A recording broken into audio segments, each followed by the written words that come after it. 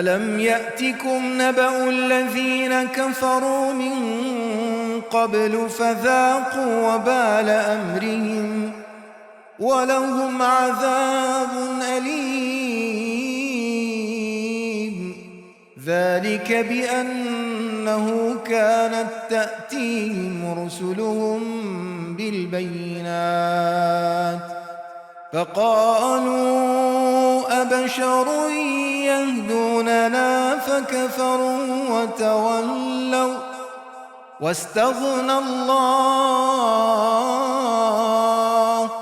واستغنى الله والله غني حميد. زعم الذين كفروا أن لن يبعثوا قل بلى وربي لتبعثن ثم لتنبؤن بما عملتم وذلك على الله يسير.